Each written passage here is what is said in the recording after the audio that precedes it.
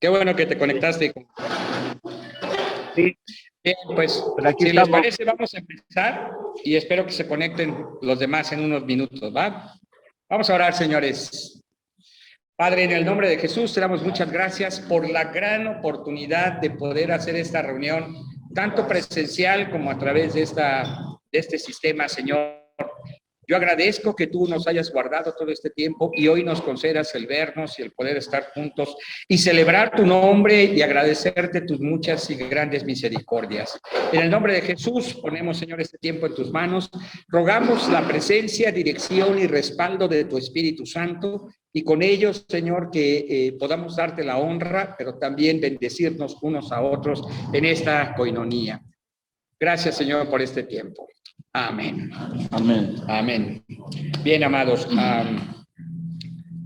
ya se está conectando Benito. Pues vamos a comenzar. El día de hoy invitamos al pastor Rigoberto Ríos. Él es el coordinador nacional de Samaritan Pulse de OCC México, Office de Niños. Hoy debemos decir OCC. Y sobre todo es un buen amigo, pastor en la ciudad de Piedras Negras. Y también está con nosotros el pastor Crispín Alvarado, él es el coordinador nacional de logística y nos va a dar un saludo antes de que el pastor Rigo nos comparta.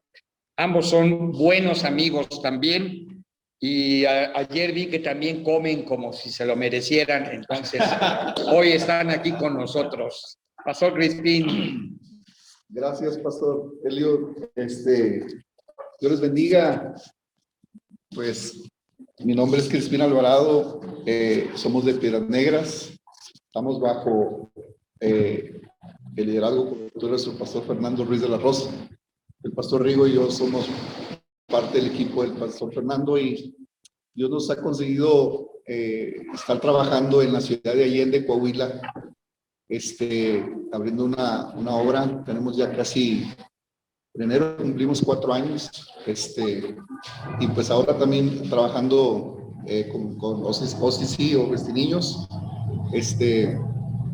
ya como coordinador nacional a partir de esta temporada. Y pues Dios ha sido bueno. Un saludo a mi esposa y de mis hijos que se quedaron allá, pero estamos muy contentos de poder conocerles, poder saludarles. Él siempre es un buen anfitrión, siempre nos recibe de maravilla.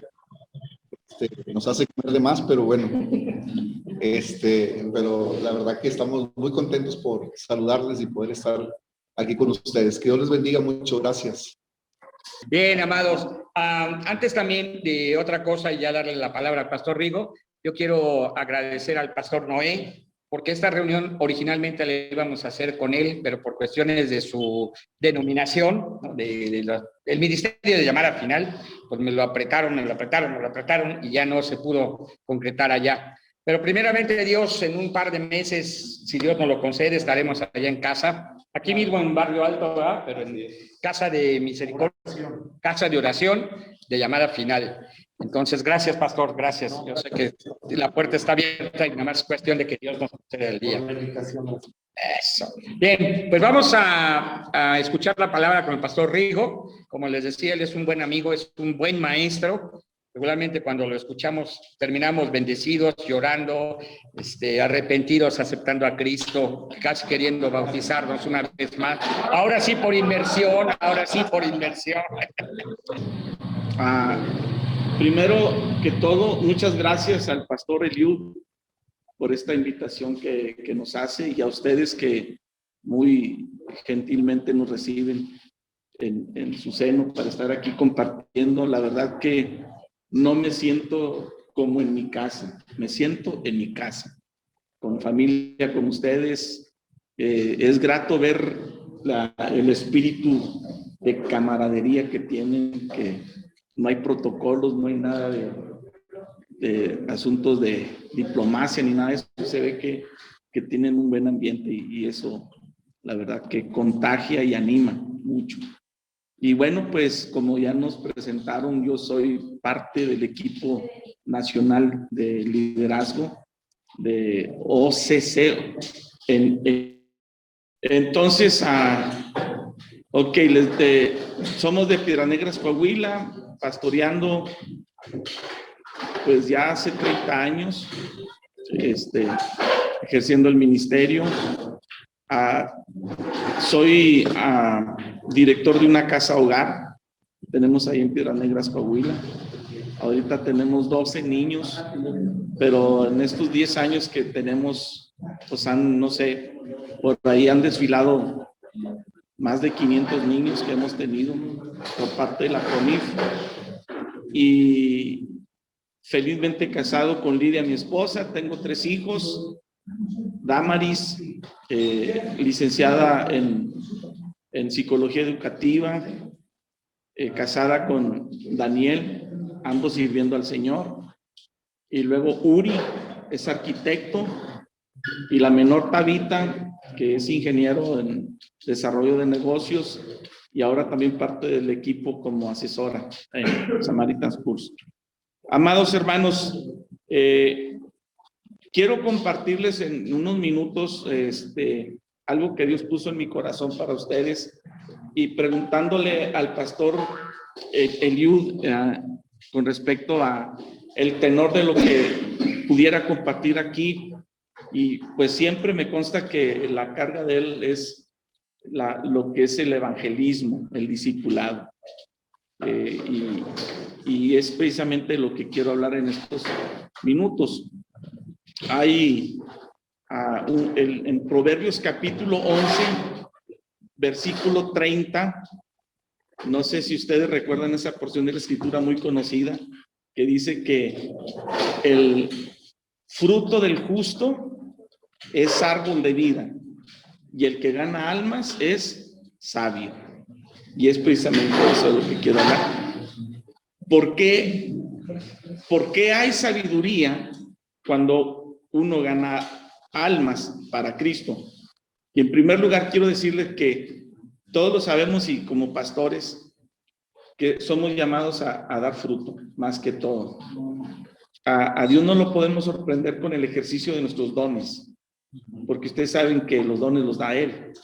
Entonces el ejercicio de los dones no habla nada de mi espiritualidad. Por eso Dios busca fruto, que el fruto es parte del carácter. Pero bueno, la Biblia nos habla de tres tipos de frutos. A saber, uno de ellos, el primero que yo veo cuando Juan el Bautista está predicando, ¿se acuerda? Y está bautizando a los que estaban recibiendo el mensaje. Se acercan los escribas, los fariseos, los grupos religiosos, y ellos están cuestionando por qué está haciendo eso Juan el Bautista. Y ustedes se acuerdan aquella palabra tan fuerte que les dijo ahí: generación de víbora, ¿quién les enseñó a ustedes a huir de esta ira venidera? Y luego les dice: hagan pues frutos dignos de arrepentimiento. Entonces, en el proceso que llevamos todas las personas, cuando venimos a Cristo Jesús, el primer fruto es ese: frutos dignos de arrepentimiento. Es decir, cuando nosotros profesamos la fe cristiana, profesamos tener a Cristo como Señor, pues obviamente debemos dar fruto en ese respecto. Yo recuerdo cuando recién convertido, a mí me gustaba mucho ayudar a servir en el altar y acomodar las cosas, pero yo tenía apenas unos días de convertido, y recuerdo que yo traía una camiseta negra. A mí me gustaba mucho el heavy metal, el rock pesado, y traía una carota, un demoniote de AC/DC, imagínense. Entonces mi pastor me dice: Rillito, te voy a pedir un favor bien grande. Mira, ten las llaves de mi carro, puedes ir a tu casa y cámbiate, ponte una camisa mejor, para que ya no andes publicando eso. Y en esa ocasión a mí me dio mucho coraje, ¿verdad? Yo, pues recién convertido, dije: viejo metiche, ¿al que le importa? Pues ni que él me comprara a mí la ropa. Pero bueno, sí. Y a medio camino sentí que el Espíritu Santo hablaba a mi corazón y me decía: es que tú tienes que cambiar incluso hasta tu manera de hablar, tu comportamiento. Entonces, frutos dignos de arrepentimiento.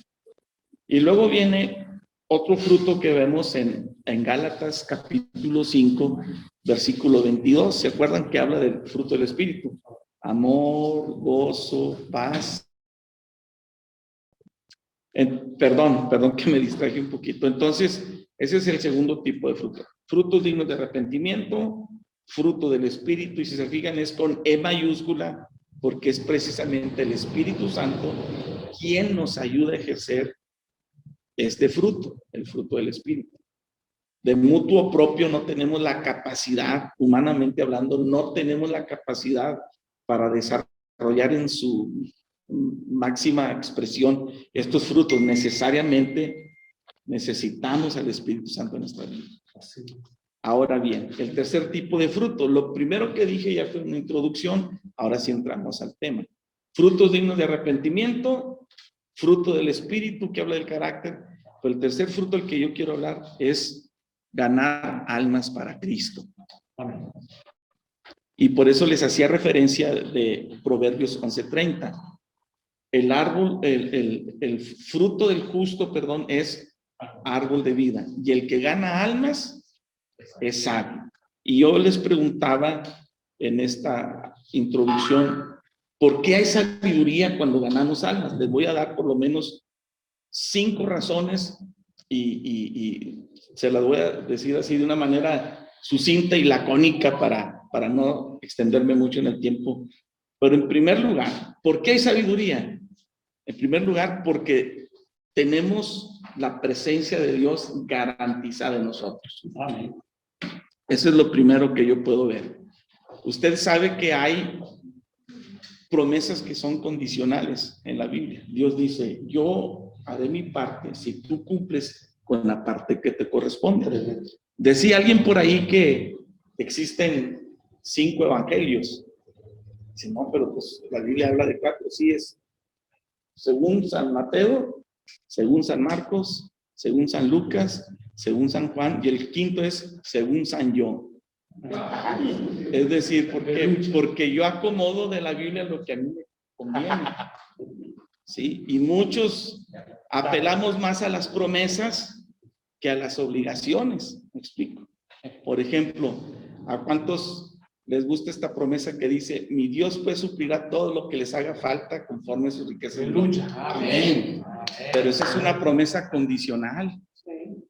Porque Pablo le estaba hablando a los hermanos de Filipos y le dijo, nadie participó en razón de dar y recibir, sino solo vosotros. Por esa causa, mi Dios pues suplirá todo lo que les falte conforme.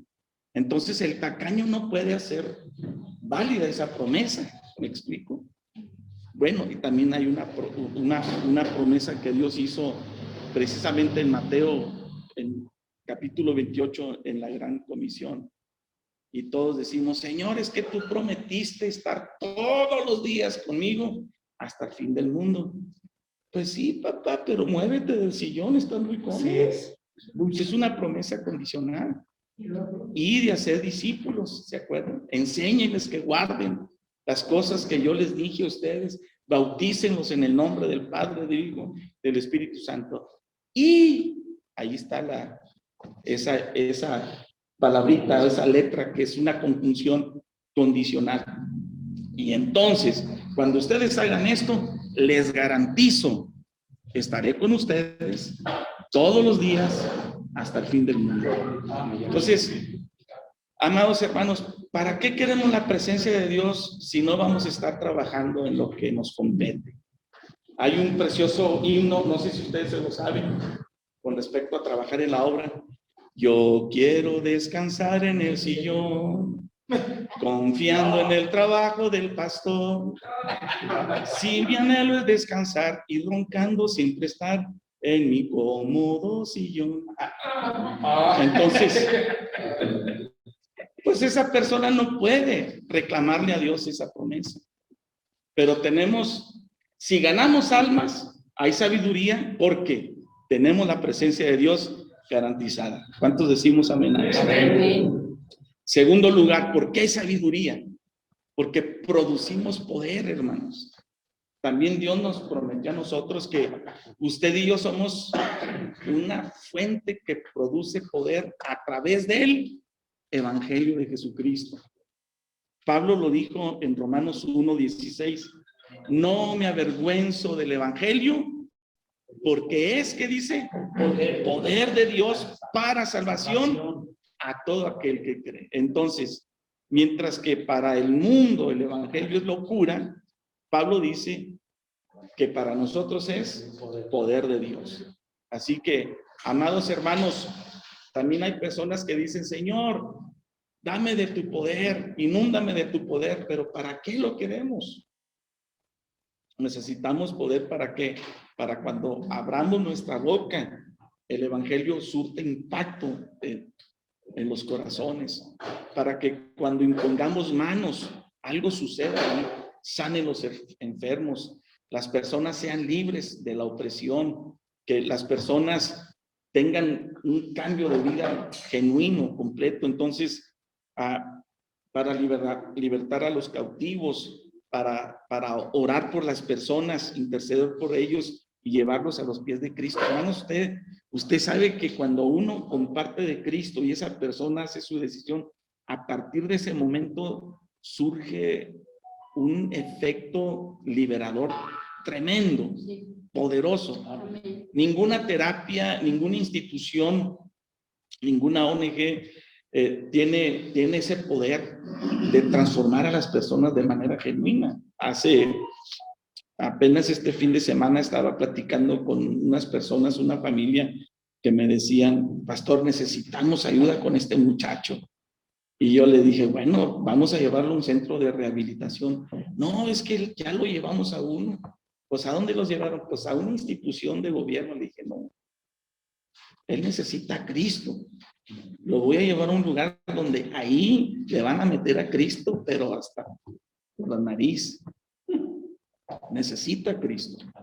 Si el Hijo los libertare, seréis verdaderamente libres.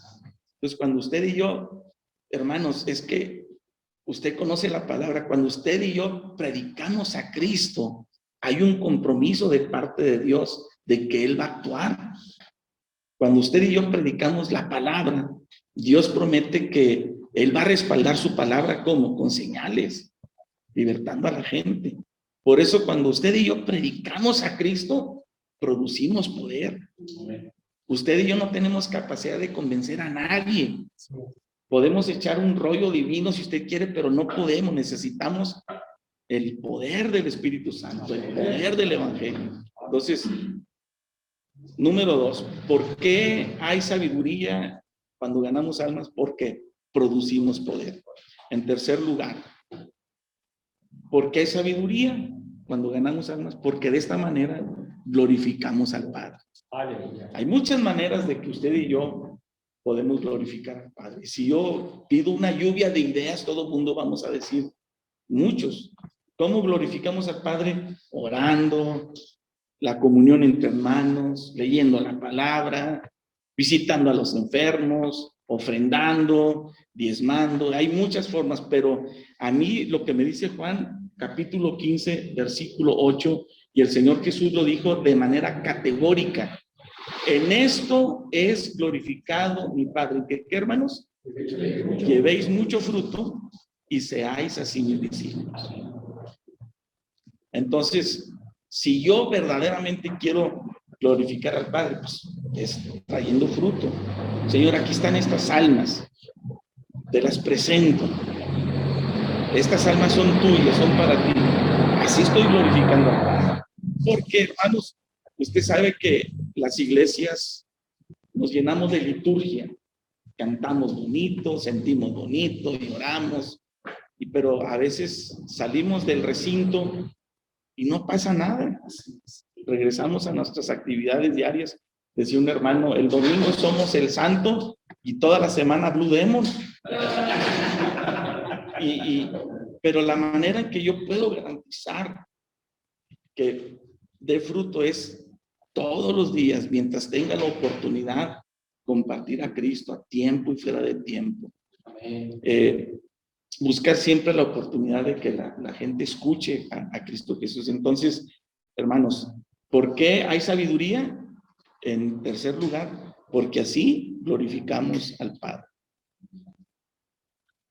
También, en cuarto lugar, ¿por qué hay sabiduría cuando ganamos almas? Porque hacemos crecer la iglesia. Decía un hermano de Monterrey, Natividad Ramos, que había varios tipos de crecimiento. Decía, está el crecimiento biológico en la iglesia, cuando las hermanitas se embarazan, pero qué lento muchas veces, ¿verdad? Entonces, está creciendo la iglesia, ¿por qué? Porque ya nacieron trillizos, gloria a Dios, apúntalos ahí en la lista. Decía una vez un pastor, le decía al otro, híjole hermano, se me está dividiendo la iglesia. La iglesia, pues si nomás son tus papás, sí, pero se están divorciando. Entonces, imagínense. Pero cuando usted y yo compartimos a Cristo, es la manera más fácil de hacer crecer a la iglesia. Entonces decía este hermano, hay crecimiento biológico y luego decía, también hay el crecimiento a cargo de otros.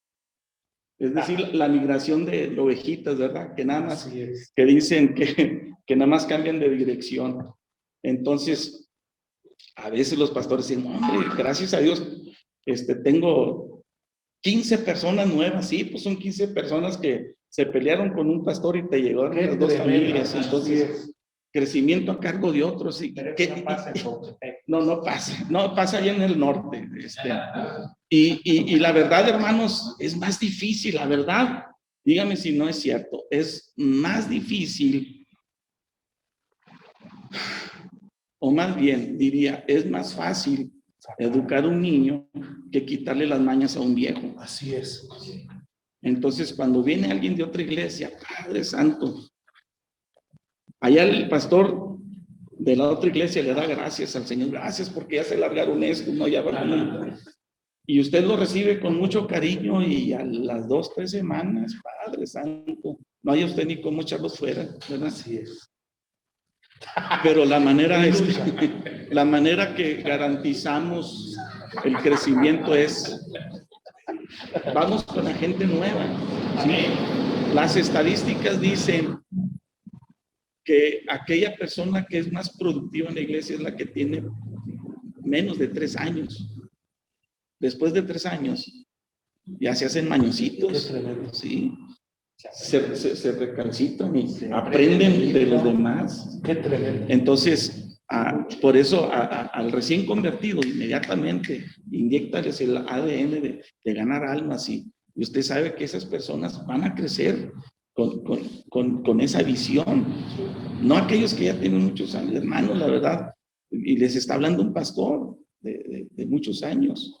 En la iglesia usted sabe que están los grupitos, los hermanos que nada más suman, porque vienen el domingo y dan unos cuantos pesos de ofrenda. Pero necesitamos hermanos que multipliquen. Así es. ¿Sí? Y necesitamos, hermanos, entender la diferencia entre discípulo y creyente. No sé si usted ha sabido esas diferencias. Así es. Hay un hermano de Sudamérica que se apellida Loyola de Loyola. No es Ignacio de Loyola, lo prendemos el cuco, pero este hermano hablaba por lo menos de 40 diferencias entre discípulo y creyente. La primera diferencia es que el creyente no tiene compromiso, el discípulo sí. Es más, el Nuevo Testamento habla de creyente, la palabra creyente solamente 2 ocasiones, y habla con relación a la fe nada más. Pero discípulo habla más de 78 veces en el Nuevo Testamento. Jesús dijo, vayan y hagan. No dijo creyentes, discípulos. Porque el creyente no hace compromiso, el discípulo sí.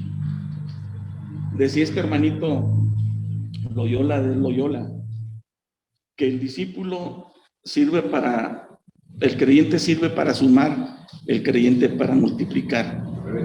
El creyente necesita de programas para estar avivado. El discípulo es un avivamiento continuo. El discípulo, el creyente espera panes y peces para alimentarse. El discípulo es un pescador. Bueno, quisiera mencionarles todo, se me va el tiempo, pero los discípulos de la iglesia primitiva trastornaron al mundo entero. Los creyentes de hoy en día están siendo trastornados por el mundo. Así es. Entonces, ¿qué necesitamos? Hacer discípulos. Y de esta manera hacemos crecer la iglesia, ¿sí?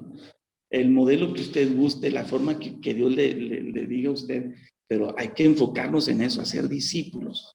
Así que dice la Biblia en Hechos 2:41, se los voy a leer rapidito. Los que recibieron su palabra fueron bautizados y se añadieron aquel día como 3,000 personas. Cuando Pedro predicó, ¿se acuerdan? Su primer predicación, 3,000 personas. Y dice que se bautizaron todos. Pregunta, ¿quién nos bautizó? Por los 120 que quedaron ahí, ¿verdad? En el aposento alto. Y la otra vez estaba comentando que cuando Cristo Jesús ascendió a los cielos, dice Pablo en 1 Corintios 15 que lo hizo ante 500 testigos. Entonces, a esos 500 testigos son a los que el Señor Jesús les dijo, no salgan de Jerusalén hasta que venga el Espíritu Santo sobre ustedes. Pero resulta que nada más llegó sobre 120. Y yo preguntaba, ¿y los 380 dónde quedaron? Los otros. Seguramente, ay, hermano, perdóneme, pero tengo trabajo. Ay, es que el corral, se me van a morir las chivitas. ¿Dónde quedaron esos 380? Eran esos 120 que empezaron a encargarse de los 3,000. Y perseveraban en la doctrina de los apóstoles, en la comunión unos con otros, en el partimiento del pan, en las oraciones. Sobrevino temor a toda persona y muchas maravillas y señales eran hechas por los apóstoles. Todos los que habían creído estaban juntos y tenían en común todas las cosas. Y vendían sus propiedades y sus bienes y lo repartían a todos según la necesidad de cada uno. Y perseverando unánimes cada día en el templo y partiendo el pan en las casas, comían juntos con alegría y sencillez de corazón, alabando a Dios y teniendo favor con todo el pueblo. Y luego dice Lucas, y el Señor añadía cada día a la iglesia los que habían de ser salvos. ¿Por qué hay sabiduría en ganar almas? Porque hacemos crecer la iglesia. Así que, hermanos, ahí la manera más sencilla es traigamos gente nueva. Discipulemos a esa gente nueva y vamos a ver que nos vamos a sorprender. Entonces, dice Efesios 4:11, ya estoy casi por concluir. Y él mismo constituyó a unos apóstoles, a otros profetas, a otros evangelistas, a otros pastores y maestros. Y luego dice el 12, a fin de perfeccionar a los santos. ¿Para qué? Para que hagan la obra del ministerio. Pregunta, ¿quién hace la obra del ministerio? Los santos. ¿Qué hacen los 5 ministerios? Capacitan, perfeccionan, entrenan. Entonces, cuando los ministerios hacen otra cosa diferente a estar capacitando y entrenando, algo anda mal en la iglesia. Hay pastores que de repente se convierten en todólogos. Son los que abren el templo, los que acomodan las sillas, los que predican la alabanza, recogen la ofrenda, cierran el templo y reparten a las hermanitas en la ven para que no se cansen. Y por eso tenemos pastores infartados, tenemos pastores ulcerosos y... ¿Por qué? Porque no estamos haciendo lo que nos corresponde. Ahí en Hechos capítulo 6, ¿usted se acuerda la elección de los 7 servidores que son diáconos? Hoy cree la gente que un diácono es una policía que está para ver cuál es la infracción del pastor, pero no, el diácono es un servidor. ¿Para qué fueron escogidos estos 7 diáconos? Para apoyar el trabajo del repartimiento en las mesas. ¿Y qué dijeron los apóstoles? Y nosotros persistiremos en 2 cosas. Oración y el ministerio de la palabra. Si usted y yo no oramos preponderantemente y no estudiamos la palabra, algo está sucediendo. Así es. De repente, por tantas actividades en la iglesia, cometemos el pecado de centraldesermones.com el sábado a las 2 de la mañana para predicar a las 10. Y no tenemos palabra fresca, hermanos. Así es. Porque no estamos haciendo lo que nos corresponde. Por eso necesitamos discípulos dentro de la iglesia. La parábola de Mateo 25, ¿se acuerda? ¿Qué fue lo que el Señor le dijo a aquel que tenía un talento y le regresó un talento? le dijo, Señor, de una cosa no me vas a reprender.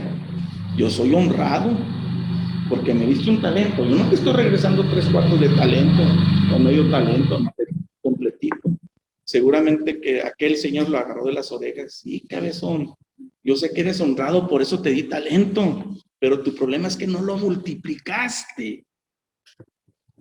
Por eso eres siervo malo y negligente, por no multiplicar lo que te correspondía hacer. Por lo menos se te hubiera prendido tantito el coco y hubieras dado a los banqueros para traerme por lo menos intereses sobre esto. Y todo esto tiene que ver, hermanos, porque necesitamos producir. Amén. Y bueno, usted sabe que la bioética dice que producimos según nuestra especie, ya sean las plantas o ya sean los animales o las personas. Por ejemplo, las yeguas, ¿qué es lo que producen? Pues potrillos o caballitos, ¿verdad? Las changuitas quedan changuitos y las gallinas quedan pollitos según su especie. Las mujeres quedan, dijo un hermano, problema, no se meta. Pero es según su especie, ¿verdad? Ahora bien, las ovejas, ¿qué producen? Ovejas. Las ovejas producen ovejas. Los pastores, ¿qué producimos? No, señor. Pastores. Usted y yo estamos para producir líderes. Por eso hay que hacer a las ovejitas que ya fueron discipuladas, acercarlas para que se produzcan más líderes. Ahorita estamos, hermanos, en un déficit de un verdadero liderazgo de carácter, porque el pastor está todo desgañitado, tratando de producir ya no ovejas, chivas brinconas. Así es. Como dicen en el rancho, que maman y dan topes. ¿Sí me explico? Necesitamos entonces entender cuál es la bioética. Las ovejas producen ovejas, y yo les digo a la iglesia, las ovejas dan dos cosas, ovejas y lana, mucha lana, porque la oveja que se queda con lana se hace torpe por el peso de la lana, hay que quitarle lanita, híjole, qué padre, ¿no? Bueno, pero usted entiende cuál es la situación, ¿me explico? Pero bueno, ese no es el punto es que usted y yo debemos producir líderes. Y así garantizamos el crecimiento de la iglesia. Estamos hablando de ese punto. Y por último, hay mucho que hablar sobre el punto 4. Normalmente me detengo ahí porque como que es más enfocado a los pastores. Pero por último, ¿por qué hay sabiduría cuando ganamos almas?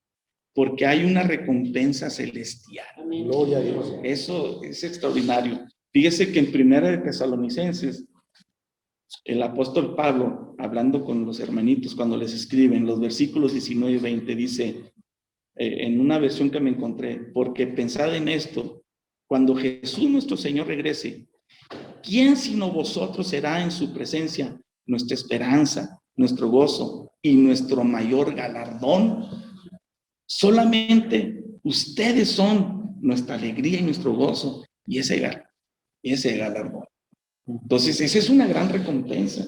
Dígame si no es satisfactorio decir un hermano, se siente un orgullo santo, no sé si exista eso, pero se siente uno satisfecho de decir, wow, Señor, si es poquito esto o es mucho, no lo sé, pero qué satisfacción tan grande el decir, mira, ellos salieron de mis lomos porque yo los entrené. Esta iglesia fue porque a mí me costó y vale la pena pensar en esos esfuerzos. No tengamos una falsa humildad. Así es. Porque mire, cuando usted y yo reconocemos lo que hemos producido es la manera de glorificar al Señor. ¿Se acuerda usted de lo que describe la Biblia de Moisés en el Pentateuco? Las características de Moisés dice que en primero que la mamá no lo quiso perder y lo puso en ese canastillo, dice porque era un bebé hermoso.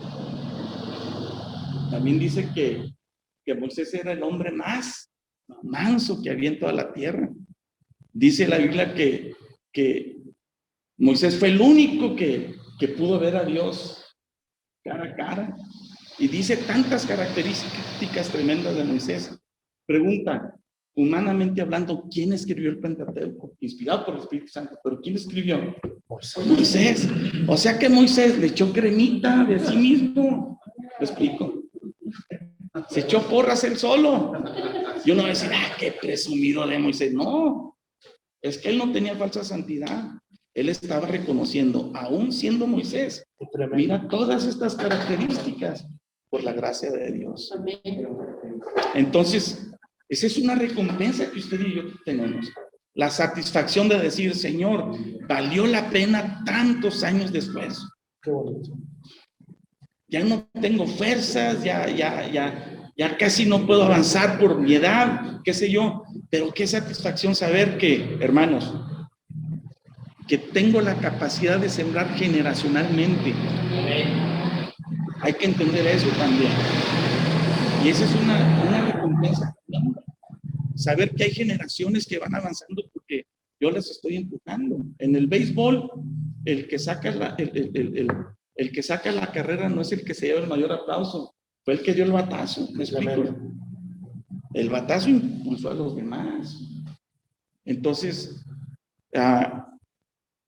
Moisés, hablando de Moisés, tuvo la capacidad de que cuando él murió, le facilitó, entre comillas, las cosas a Dios, porque murió Moisés, inmediatamente Dios le dijo, Josué, levántate, mi siervo Moisés ha muerto, ahora te vas a levantar. ¿Sabe por qué?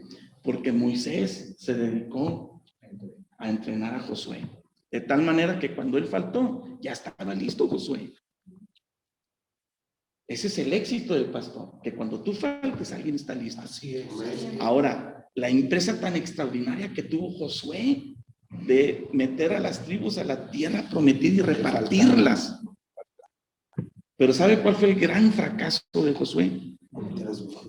Que cuando él murió y su generación dice, después se levantó una generación que no conoció. Así es. Qué tremendo. Entonces, la satisfacción más grande que uno puede tener, el galardón, es decir, Señor, ya estoy a punto de expirar. Pero gracias, Señor, porque me permitiste ver a mis generaciones, a mi familia, impulsando el ministerio. Esa es una recompensa tremenda.